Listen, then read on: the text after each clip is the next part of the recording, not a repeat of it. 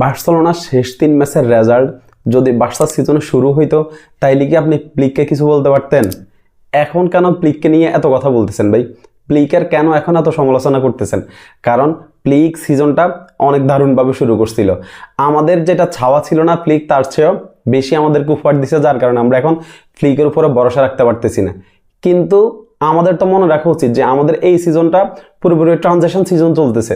আমরা এই সিজনে অন্তত অনেক ট্রফি জিতবো এইটা আমরা আশা করি না। আমরা এই সিজনে শুধু আশা করি যে বার্সা এই সিজনে ভালো ফুটবল খেলুক, দলটাকে একটু গোছাক। আমাদের এখনো কিছু প্লেয়ার লাগবে, ওই প্লেয়ারগুলোকে দিয়ে আসলে দলটা আবার সেই আমরা পুরনো রূপে ফিরে আসুক। আমরা তো এইটাই চাইতেছিলাম তো ফ্লিকের কাছে সিজনের শুরুতে। কিন্তু ফ্লিক যেভাবে শুরু করছেন একদম ডোমিনেট করে 5 গোল 6 গোল 7 গোল দিয়ে ম্যাচ জিতাইতেছেন। আর ফ্লিকের উপরে আমরা ফ্লিকের অনেক প্রশংসা করতেছিলাম যে না, ফ্লিক এই সিজনে আমাদেরকে সব ট্রফি জিতে উড়াই ফেলবে। কিন্তু আপনি এখন কেন ফ্লিকের উপরে ভরসা হারাই ফেলতেছেন ভাই? ফ্লিকের উপরে তো আপনার ভরসা রাখা উচিত। এই সিজনটা টোটালি ট্রানজিশন সিজন। প্লেয়াররা ইনজুরি থেকে কিছু প্লেয়ার ইনজুরি থেকে আসছে, এখনো কিছু প্লেয়ার ইনজুরিতে আছে। তো ফ্লিকের উপরে ফ্লিকের দোষ আপনি কেন দিচ্ছেন?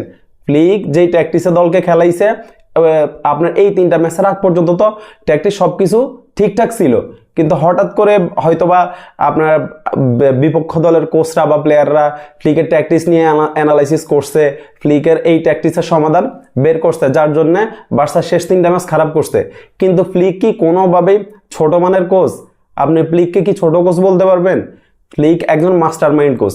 ফ্লিক দেখবেন 1-2 ম্যাচ পরেই ফ্লিক তার এই সমস্যাগুলোর সমাধান ফ্লিক খুঁজে বের করবেই।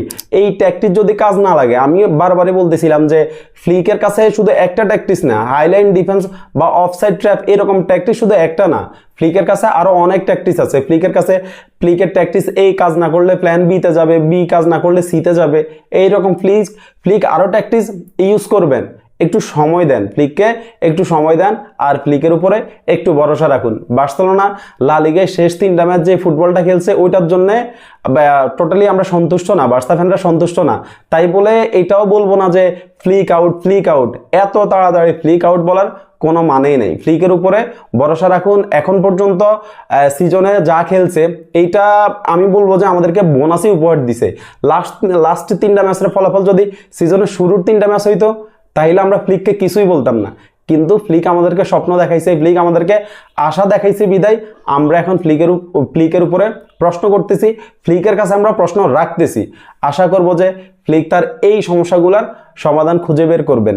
আমি একজন বার্সা ফ্যান হিসাবে আমি সবসময় চাইবো যে বার্সা ভালো ফুটবল খেলুক, বার্সা ট্রফি জিতুক। কিন্তু বার্সা গত কয়েক বছরে বার্সার যে অবস্থা গেছে ওই অবস্থা থেকেই আমি হুট করে বলতে পারি না যে বার্সা অনেক ট্রফি জিতবে, বার্সা হুট করে ভালো ম্যাচ খেলবে। তার জন্য আমাদের ফ্লিকের উপরে ভরসা রাখা উচিত, ফ্লিককে সময় দেওয়া উচিত। ধন্যবাদ সবাইকে। বিস্কা বার্সা।